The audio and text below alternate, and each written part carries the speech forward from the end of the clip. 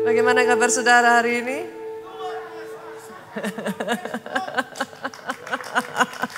Kalau tepuk tangan lebih dahsyat lagi saudaraku.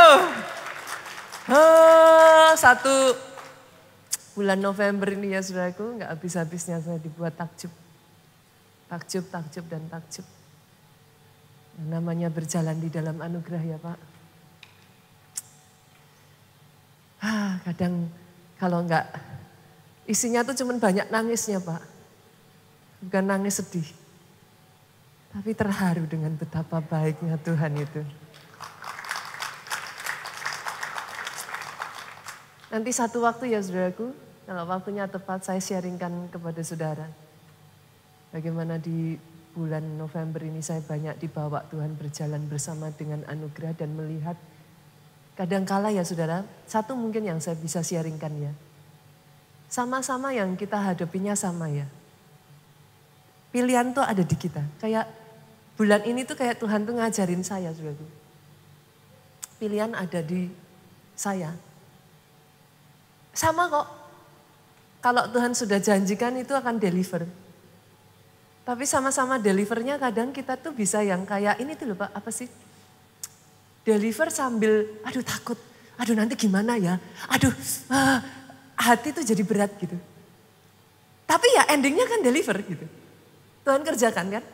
Tapi disertai dengan perjalanan yang berat, apa orang Jawa bilang mentiung Bapak Ibu, apa mentiung gitu.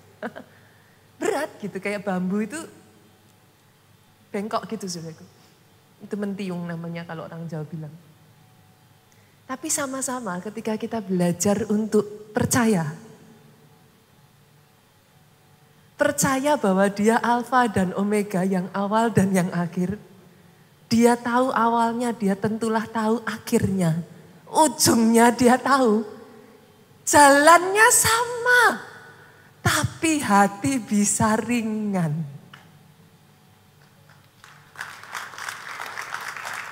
Oh, saya sungguh berdoa loh saudaraku. Firman 1 bulan ini ya, bicara soal anugerah ya. Hari ini bahkan saya akan membagikan satu rema firman yang berjudul Grace Forever. Anugerah selamanya. Apa artinya Pastor? Sekali kau hidup dalam anugerah, jangan pernah lepaskan anugerah. Sekali kau hidup dalam anugerah, jangan pernah menjauh dari anugerah saudaraku. Sungguh-sungguh doa saya saudara. Saudara dalam hidupmu, dalam hidup keluargamu, itu ada grace forever. Engkau tidak pernah keluar, engkau tidak pernah meninggalkan anugerah itu. Itu sebabnya di dalam Ibrani 12 ayatnya yang ke-15 bagian A itu sampai dikatakan begini Pak. Jagalah supaya jangan ada seorang pun menjauhkan diri dari kasih karunia. Jaga. Supaya jangan ada seorang pun menjauhkan diri dari kasih karunia Pak. Dari ayat yang kita baca ini kita ngerti gitu. Kita tahu apa saudaraku? Bahwa seringkali bukan kasih karunia loh yang menjauh dari saudara. Yang mengerti aminnya yang paling keras. Bukan kasih karunia, bukan anugerah yang mau meninggalkan saudara. Tapi kalau enggak hati-hati kitanya. Sadar enggak sadar. Menjauh dari anugerah Pak. Hari ini saya berdoa loh saudaraku. Firman Tuhan yang akan saya sampaikan hari ini. Saya ingin mengajak saudara belajar dari para pendahulu kita. Jangan sampai kita melakukan the same mistake. Kesalahan yang sama saudaraku. Yang membuat mereka kehilangan anugerah.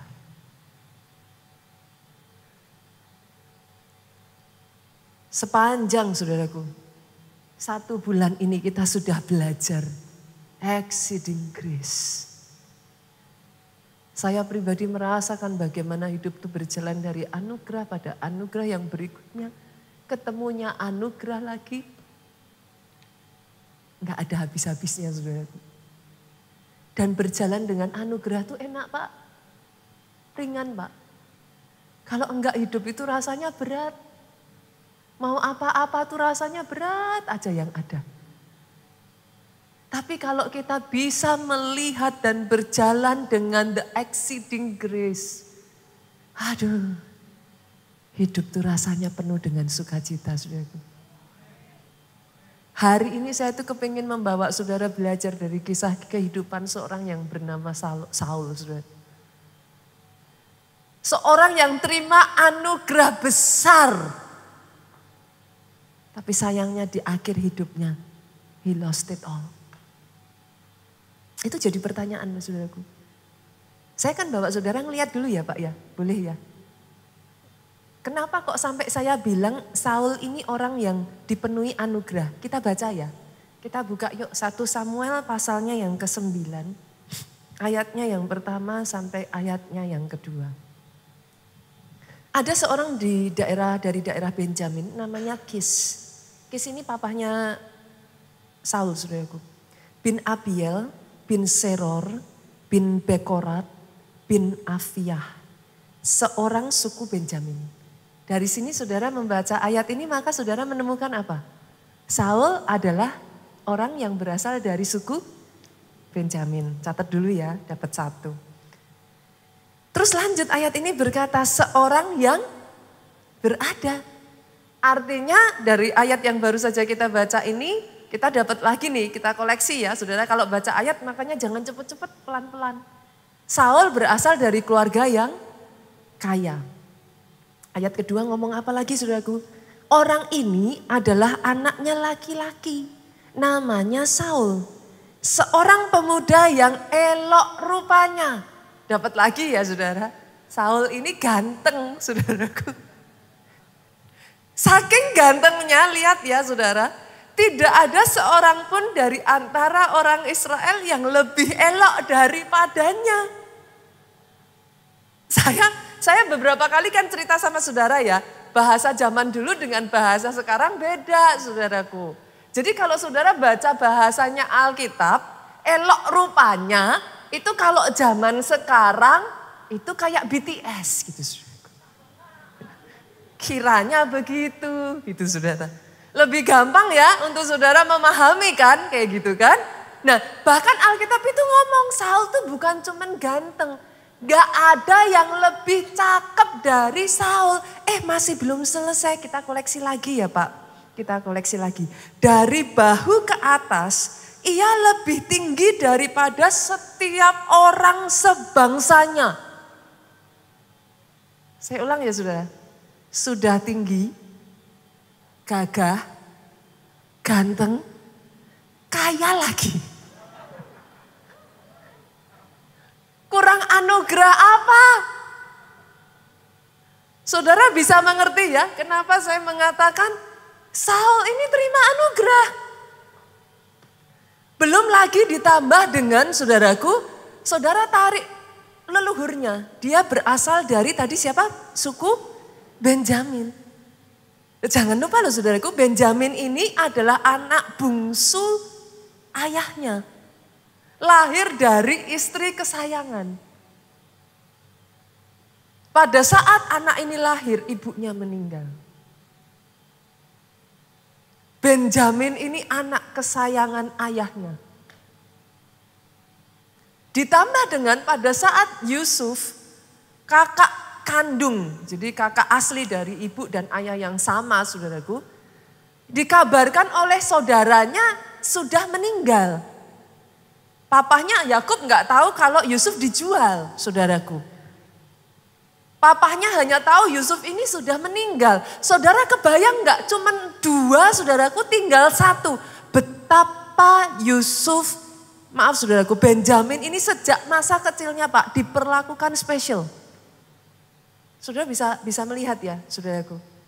Masih ingat kisah pada saat Yusuf itu saudara-saudaranya Yusuf itu datang ke Mesir, saudaraku. Yusuf itu membuat perjamuan untuk saudara-saudaranya. Saudara kalau baca nanti di Alkitab, saudara nemuin. Semua saudaranya dijamu Yusuf. Hanya Benjamin yang diberikan porsi 5 kali lipat lebih dari saudara-saudaranya yang lain. Saudara, ketika saya mengatakan ini ya, saya berharap saudara bisa nangkep loh. What grace can do in your life. Saya nggak asal sembarangan ngomong, oke, sejak dari saat ini ya saudara akan terima 5 kali lipat. Kayak gitu. I don't say that, saudaraku. Tapi saya ingin menunjukkan kepada saudara, what grace can do. Apa yang anugerah bisa lakukan dalam kehidupan seseorang. Bagaimana yang lain hanya dapat 1 porsi, Benjamin dapat 5 kali lipat. Saya berdoa ada orang-orang yang bisa nangkap itu dan itu jadi atas hidupmu, saudara. Benjamin ini begitu rupa ya saudaraku, dibawa Tuhan sampai dari si bungsu ini bisa lahir satu suku yang besar dan kuat, saudara. Sampai di satu titik suku ini make a huge mistake. Saudara baca di dalam Alkitab lah, saudara nanti akan temukan. Sampai akhirnya dia hendak dibinasakan, dimusnahkan oleh suku-suku yang lain, saudaraku. Jadi hampir saja Benjamin ini habis, wipe out, saudaraku. Tapi once again, karena ada anugerah kasih karunia Tuhan.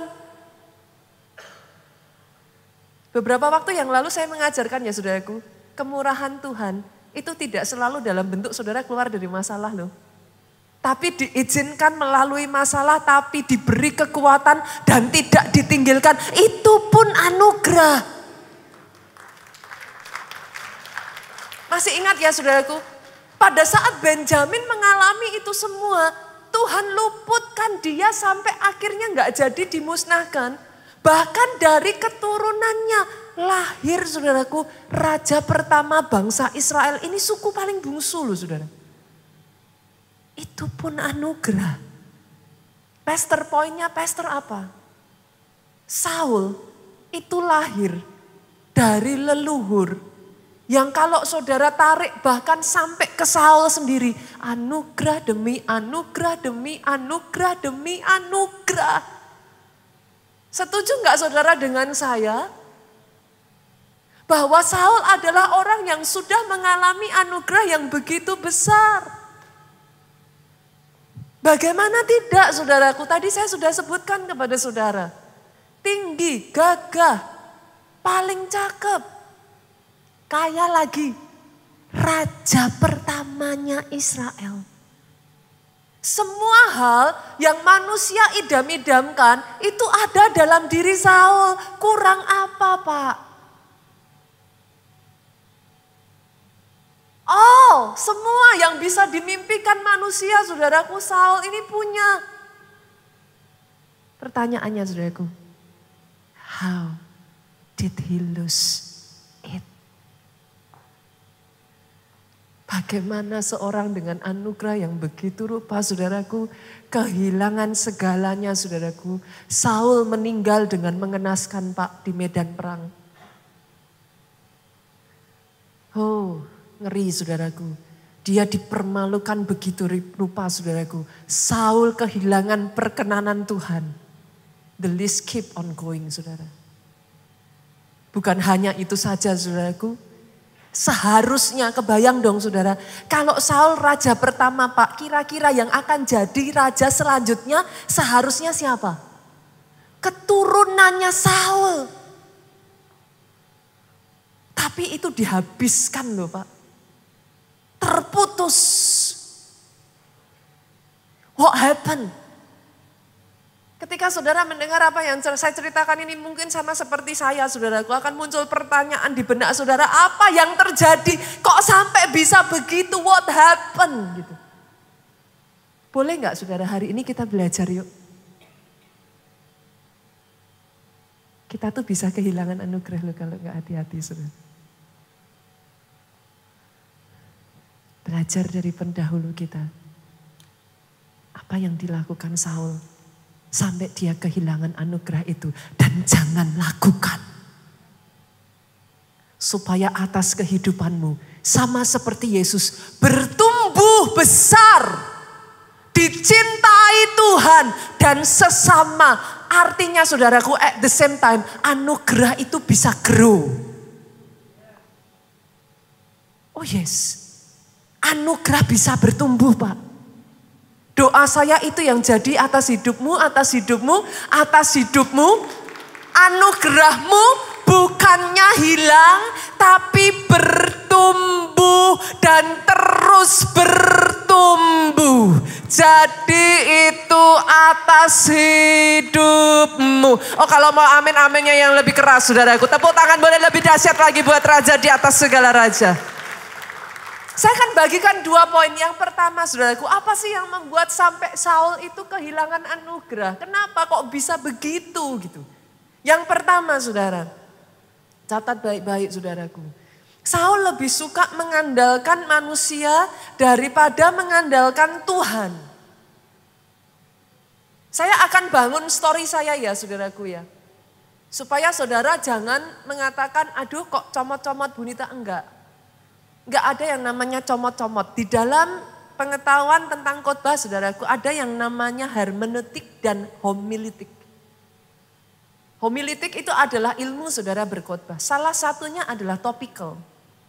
Topical itu berbeda dengan expository, saudara. Maaf ya saudara, saya berbicara seperti ini setidaknya saudara mengerti. Gitu. Kalau expository itu saudara ada satu firman dalam satu perikop. Itu digali dari atas firman itu, saudaraku. Itu expository, itu sah. Sesuai ilmu homiletik itu sah. Tapi jangan salah, topical pun itu sah, saudaraku. Saudara ambil satu topik, dari situ saudara breakdown. Dan ambil ayat pendukung. As long as ayat pendukungnya nggak ngawur, saudaraku. Itu sebabnya kenapa saya akan bangun poin saya kepada saudara. Gitu. Poin yang pertama tadi yang saya ambil, saudaraku. Sangat disayangkan Saul ini lebih memilih mengandalkan manusia daripada Tuhan. Saya tuh masih ingat ya saudara, ada satu pesan dari mami saya ya. Ketika way back, saya tuh masih remaja ya saudaraku. Saya hendak menikah waktu itu dengan Pak Jo, saudara. Mami saya itu cuma pesan satu. Mami enggak bangga Nita, kalau kamu dipakai Tuhan jadi orang besar, jadi orang hebat. Mungkin sebagian dari saudara bingung, loh ini kok maminya lucu ya, kok gak bangga ya kalau anaknya dipakai Tuhan hebat gitu. Tapi mami saya katakan ini ke saya, mami bangga kalau setelah kamu dipakai Tuhan hebat, kamu gak lupa asalnya dari mana. Itu pesan mami saya kepada saya, saudara. Jangan pernah lupa dari mana sumber anugerah. Ketika saudara menerima anugerah, ketika saudara menerima berkat, pegang sumbernya, bukan condong, terpaut, bukan bergantung pada berkatnya. Sayangnya saudaraku, dari Saul ini, kenapa sampai dia bisa kehilangan anugerah? Saya akan bangun poin saya, saudaraku. Saya akan mengajak saudara melihat apa yang terjadi pada Saul. Kita buka yuk 1 Samuel, pasalnya yang ke-10, ayatnya yang ke-26. Apa sih yang terjadi pada saat Saul diangkat jadi raja, saudaraku? Ayat 26 ini mengatakan demikian. Saul pun pulang ke rumahnya, ini yang Saul lakukan, ke Gibea. Bersama-sama dengan dia ikut pergi orang-orang gagah perkasa yang hatinya telah digerakkan Allah. Maksudnya gimana saudara? Setelah Saul diangkat Tuhan, perkenanan Tuhan ada atas hidup Saul. Tiba-tiba saudaraku, ada orang-orang gagah perkasa yang mendedikasikan hidupnya untuk mensupport Saul. Kalau diterjemahkan ke bahasa sekarang, siapa orang-orang gagah perkasa ini saudaraku? Orang-orang yang punya kekuatan hukum, para penegak hukum. Para tentara, saudaraku. Orang-orang yang punya kekuatan finansial. Orang-orang yang punya pengaruh besar di zamannya. Dan hebatnya saudara, ayat ini jelas-jelas berkata, hatinya telah digerakkan Tuhan. Artinya apa saudaraku? Tuhan yang mengirim mereka kepada Saul. Bersamaan dengan anugerah saudaraku. Anugerah itu akan membawa orang-orang yang tepat itu datang kepada saudara untuk memperlengkapi saudara sehingga rencana Tuhan itu digenapi. masalahnya dengan Saul, saudaraku, sejak dari mula hatinya Saul itu sudah condong kepada orang-orang gagah perkasanya ini. Pastor kok bisa ngomong seperti itu, buktinya di mana?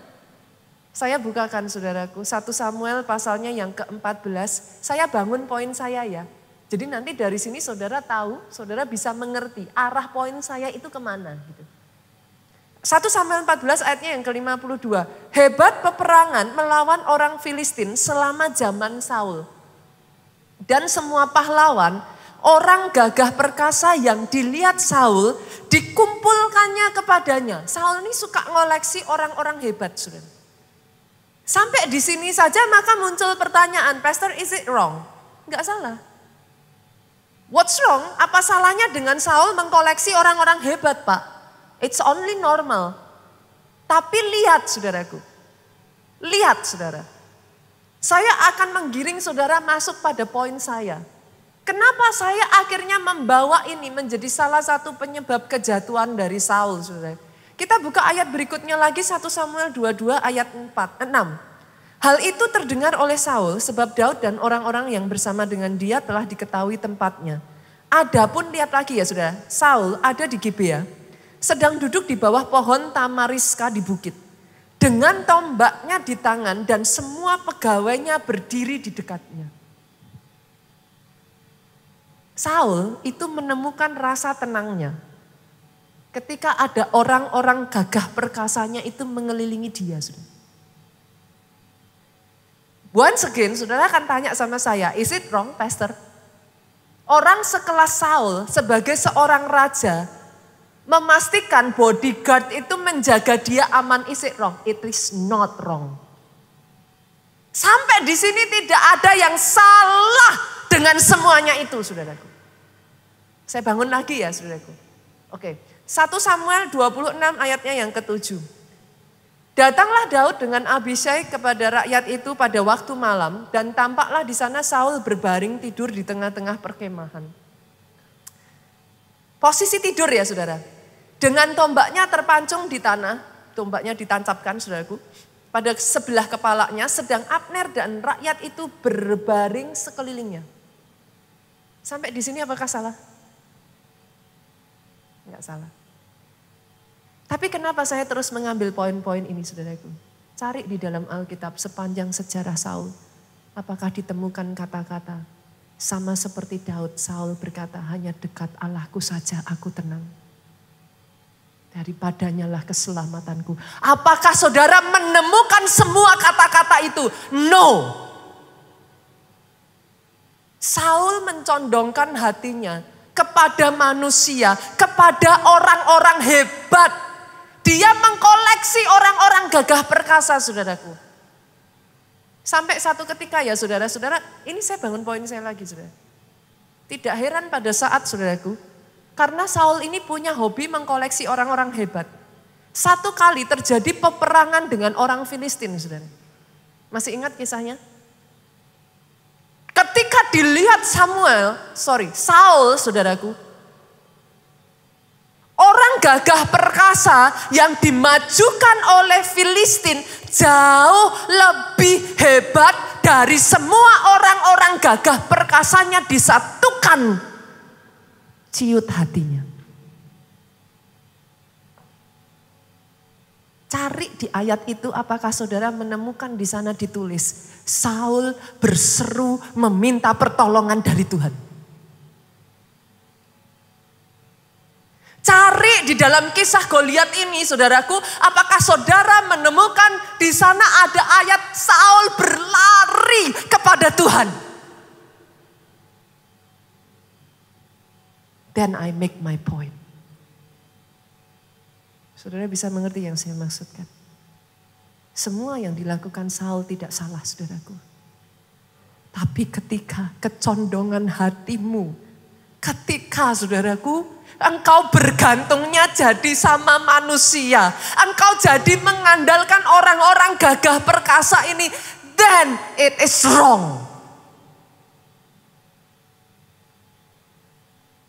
Bagaimana pastor bisa tahu? Pastor, yes saudaraku.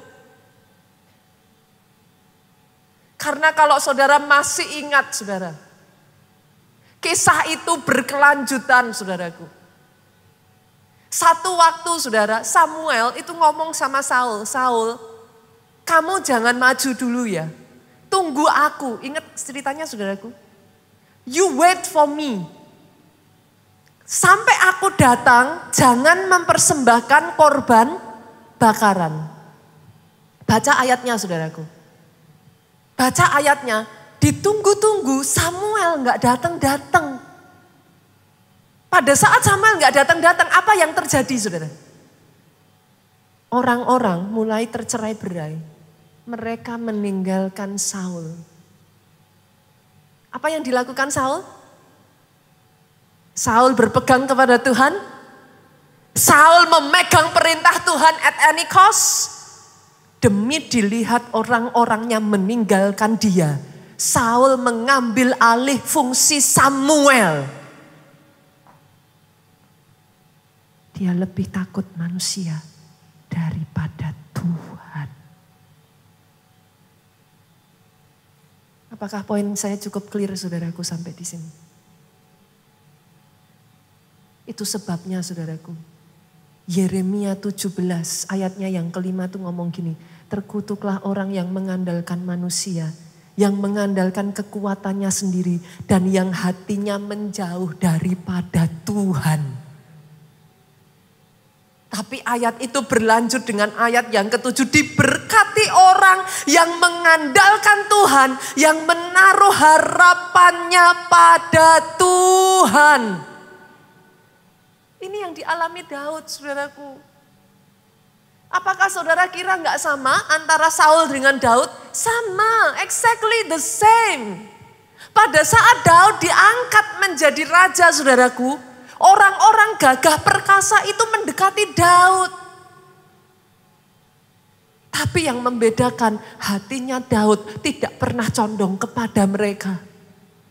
Itu sebabnya saudara akan selalu menemukan sebab hanya dekatmu Allahku, ku rasa tenang. Sebab hanya dekatmu Allahku, kedamaian abadi selalu di hidupku. Saudara masih ingat? Pada saat seluruh rakyatnya bahkan leader-leader Daud ini hendak merajam Daud dengan batu saudara. Mereka hendak meninggalkan Daud karena Siklag habis terbakar. Masih ingat saudaraku? Apa yang Daud lakukan? Daud datang kepada Tuhan, dia bersujud. Dia minta petunjuk dan pertolongan yang dari Tuhan. Semua yang dilakukan Saul nggak salah saudara. Tetapi yang membuat semuanya itu menjadi celah. Akhirnya dia kehilangan anugerah karena kecondongan hatinya. Hari ini saya tanya ya Bapak Ibu. Boleh nggak kita ambil waktu evaluasi? Jujur saudara, kecondongan hatimu kemana? Tuhan berikan saudara orang-orang kuat, Tuhan berikan saudara koneksi, Tuhan berikan semuanya itu blessing loh saudara, betul? Enggak semua orang bisa dapat itu semua, itu pun blessing. Kalau saudara bertanya sama saya, salah enggak pastor saya mengusahakan semuanya? Enggak ada yang salah dari itu. Tapi kecondongan hatinya harus kepada Tuhan. Bukan mengandalkan kekuatan kita, kemampuan kita. Bukan mengandalkan kepandaian Bu. Tapi Tuhan sumber anugerah, sumber berkatnya yang itu jangan dilepaskan. Salah satu saudaraku, downfall pertama. Karena Saul lebih mengandalkan manusia daripada Tuhan. Hati ini harus dijaga loh saudara. Karena batasannya tipis. Saul sama Daud dua-duanya ngalamin sama. Tapi saudara akan menemukan betapa berbeda kecondongan hatinya. Dan itu membuat Daud saudaraku menutup matanya di usia tuanya dalam anugerah yang terus bertumbuh. Daud gak willing untuk let go perkenanan Tuhan hanya demi manusia. Sejujurnya ya Bapak Ibu, manusia itu ya hari ini bisa bilang A, besok B. Orang yang sama yang berkata kepada Yesus, gloria bagi anak domba. The same people yang mengatakan salibkan dia. Tapi kalau kau pegang sumber dari segala sumber anugerah, engkau tidak akan pernah kering anugerah, saudaraku. Manusia boleh untuk sementara waktu meninggalkan saudara. Selama sumber anugerahnya tidak kau lepaskan, ada caranya yang ajaib. Itu yang dialami Daud.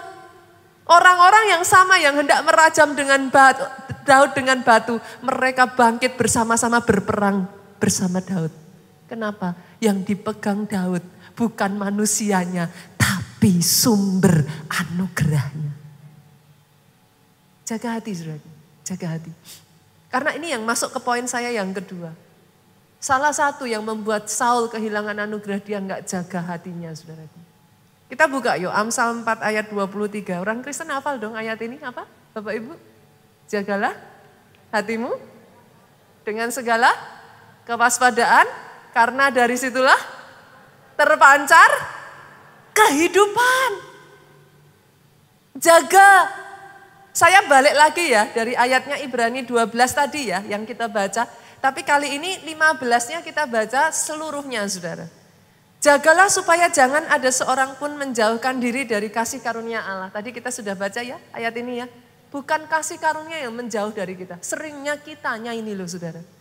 Sadar nggak sadar kita menjauhkan diri. Caranya gimana kok bisa? Kita menjauhkan diri itu dengan cara apa, saudara? Salah satunya nih di sini dikatakan, kenapa kok jangan menjauhkan diri? Agar jangan tumbuh akar yang pahit, yang menimbulkan kerusuhan dan yang mencemarkan banyak orang. Ternyata ya saudaraku, akar pahit kalau dibiarkan itu mengeringkan anugerah. Hati-hati ya saudara. Pastor, ayatnya di mana? Karena kita sedang belajar tentang Saul kan saudara. Saya balik baca ya dalam Saul ini ya, kisahnya Saul ya. 1 Samuel yuk. Saya bukakan ayat pasal 18 ayatnya yang ke-6 sampai ayatnya yang ke-10. Tetapi pada waktu mereka pulang nih awalnya dari sini nih saudara. Lihat awalnya dari sini. Pada waktu mereka pulang ketika Daud kembali sesudah mengalahkan orang Filistin itu. Lihat ini saudara. Keluarlah orang-orang perempuan dari segala kota Israel menyongsong Raja Saul sambil bernyanyi dan menari dengan memukul rebana. Dengan bersukaria dan dengan membunyikan gerincing. Ayat 7 nih, mulainya dari sini. Perempuan-perempuan menari-nari itu menyanyi berbalas-balasan. Katanya sudah, Saul mengalahkan beribu-ribu musuh. Tetapi Daud berlaksa-laksa. Saul mengalahkan beribu-ribu. Nah, ketika Saul mendengar nyanyian ini saudara, ayat 8 lihat. Bangkitlah amarah Saul dengan sangat. Perkataan itu menyebalkan hatinya. Saudara pernah gak saudara?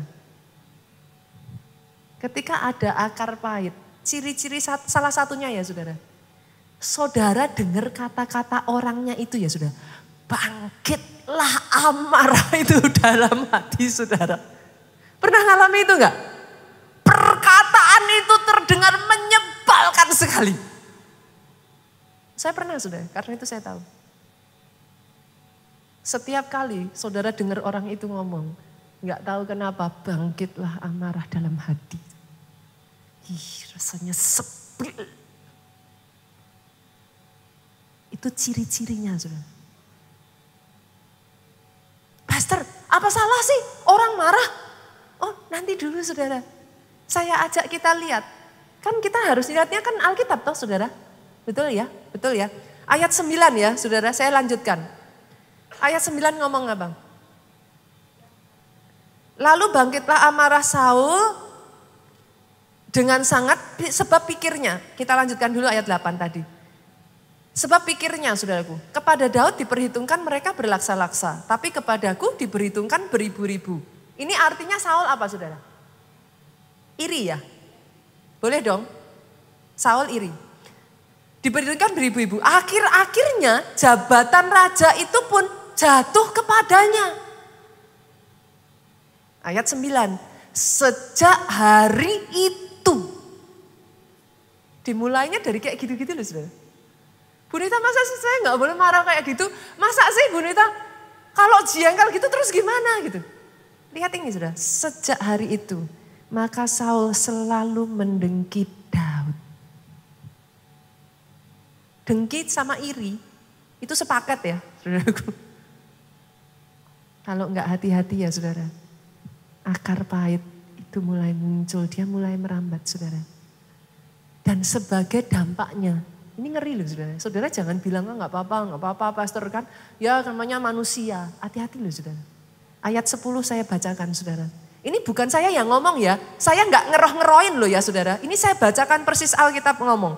Keesokan harinya sejak kejadian itu. Roh jahat yang daripada Allah itu berkuasa atas Saul. Sehingga ia kerasukan di tengah-tengah rumah. Sedang Daud main kecapi seperti sehari-hari. Adapun Saul ada tombak di tangannya. Wow. Apa setiap kali saya marah terus saya kerasukan Bu Nita? Enggak, saudaraku. Enggak. Tapi ingat ini, yes. Akar pahit yang tidak saudara selesaikan itu membuka celah untuk iblis masuk di sana. Dan izinkan saya mengatakan ini saudaraku, itu mengeringkan anugerah. Ini cerita saya berani ceritakan karena Pak Jo sendiri yang menyaksikan saudaraku. Jauh-jauh ketika kami itu masih permulaan saudaraku, masih hijau lah, kami itu masih sangat hijau sekali. Saya enggak mengatakan seperti ini artinya sekarang saya enggak, sudah pengalaman enggak saudara. Jauh masih, saya masih banyak belajar. Tapi waktu itu kalau enggak salah usia Pak Jo juga masih umur 20 sekian saudaraku. Pak Jo itu pertama kali diutus membentuk gereja yang ada di Jogja, itu usianya tuh baru 21-22 tahun saudara. Masih sangat muda sekali. Kenapa saya mengatakan masih sangat hijau saudara. Sekitar Pak Jo masih usia belum ada 30, baru 20-an sekian kok saudaraku itu. Satu kali saudaraku ada orang dekat kami saudara. Orang yang bersama-sama berjuang bersama kami. Di depan kami tuh baiknya minta ampun saudaraku. Oh benar-benar. Itu bisa yang ngomong kayak gak usah Pak Jo yang maju, saya aja yang maju. Aduh itu benar-benar apa ya. Saya hanya bisa mengatakan ini orang tuh baik sekali dan really with us kayak gitu. Tapi yang kami gak sadari saudaraku, out of nowhere. Kenapa saya katakan out of nowhere? Karena memang gak ada apa-apa saudara. Beda dengan kalau udah ada masalah tiba-tiba dare gitu kan. Ya kita ngerti gitu saudaraku. Ini tuh out of nowhere. Kami tuh ditusuk dari belakang saudaraku. Tiba-tiba dia keluar dari gereja saudaraku dengan memecah jemaat.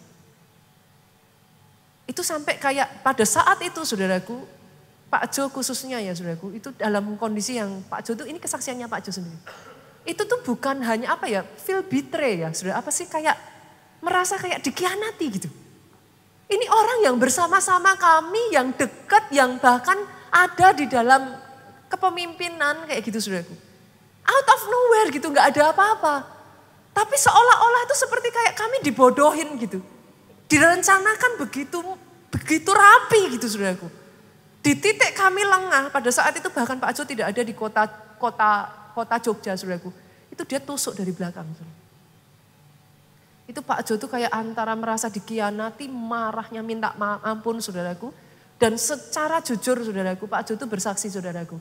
Keinginan untuk membalas itu besar sekali saudara.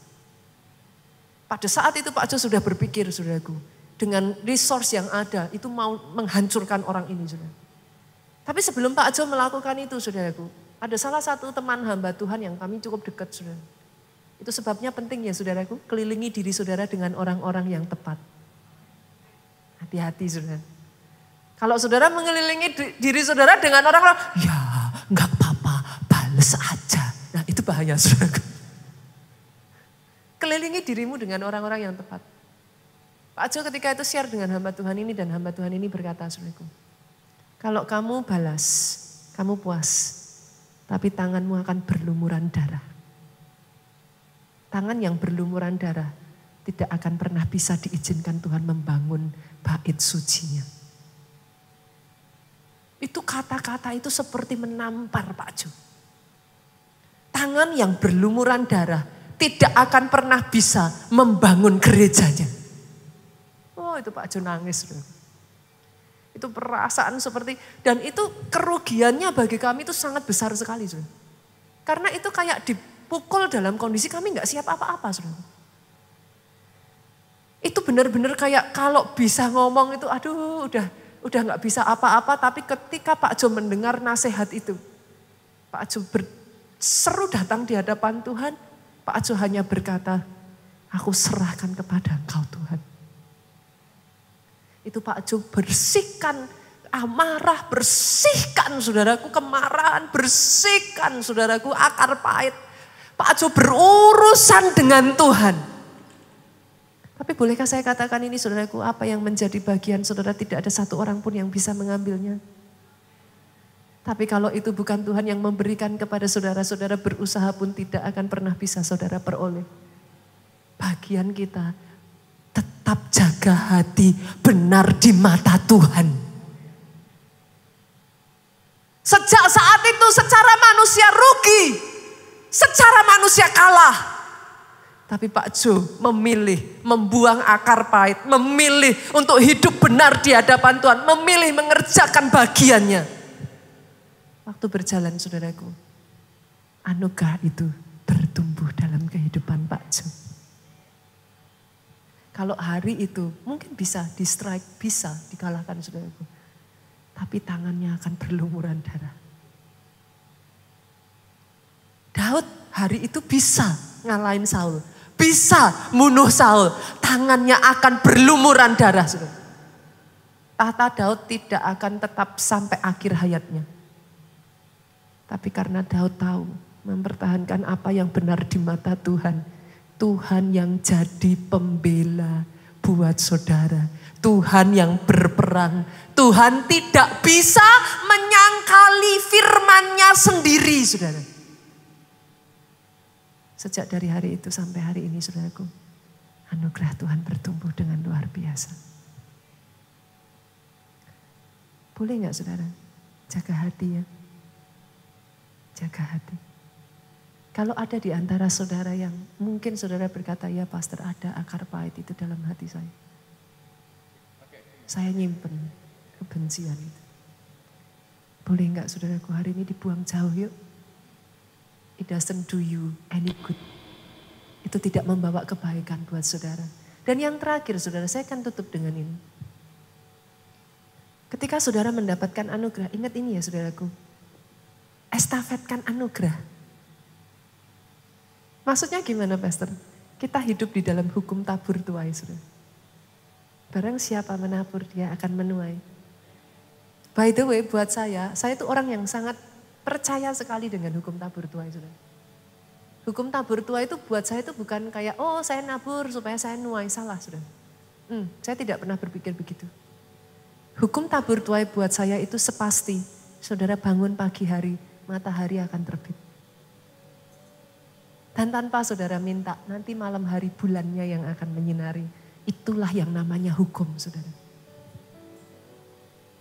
Selama kau menabur, tidak henti-hentinya, kau pasti menuai. Bu Nita sedang berbicara soal uang, enggak saudara. Sorry ya. It's not always about money saudara. Ketika kau tabur kebaikan, kau tuai kebaikan. Yes.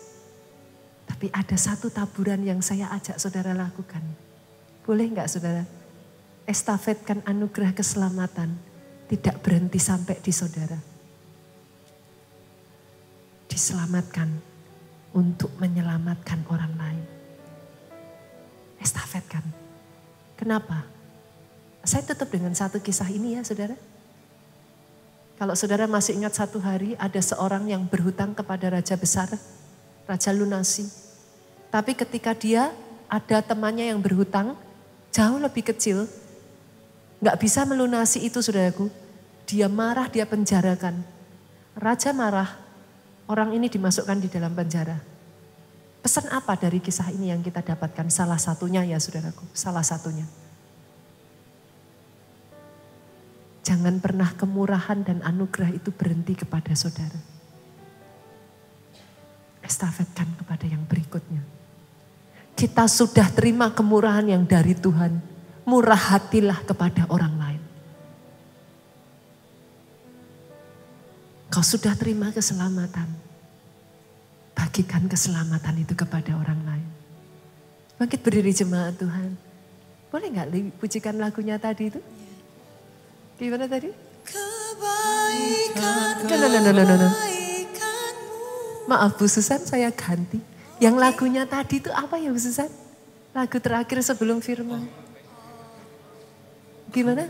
Ku mau memujimu, ku selalu pujimu, ku mau menyembahmu, ku selalu sembahmu. Hanya layak terima semua pujian, kemuliaan hanya bagi Tuhan. Yuk jemaat, yuk sama-sama. Ku mau memujimu, ku selalu pujimu, ku mau menyembahmu. Dalam hidup ini Tuhan, selalu sembahmu. Engkau sumber segalanya. Kami tidak akan menukar Engkau dengan apapun. Kami sadar dari mana kami berasal Tuhan. Jemaat saja yuk katakan. Ku mau memujimu, ku selalu pujimu. Oh Yesus. Apapun boleh diizinkan terjadi. Mulut ini tidak akan pernah henti-hentinya. Oh yes. Kemuliaan hanya bagi. Come on.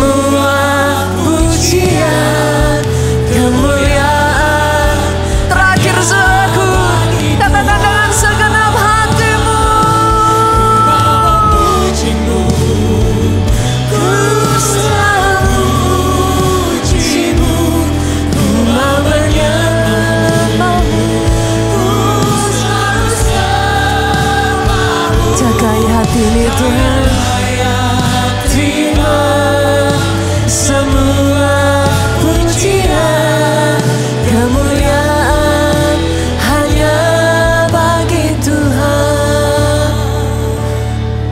Kau yang layak terima semua pujian, kemuliaan hanya bagi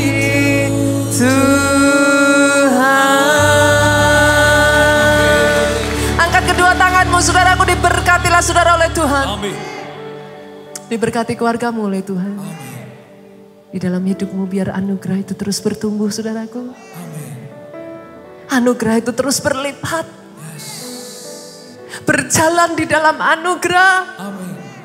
Kanan kirimu ada anugerah, depan belakangmu ada anugerah. Diizinkan tetapi hanya untuk menyaksikan kedahsyatan Tuhan. Berkati engkau dengan anugerah umur panjang, sehat sesehat-sehatnya tubuhmu saudaraku.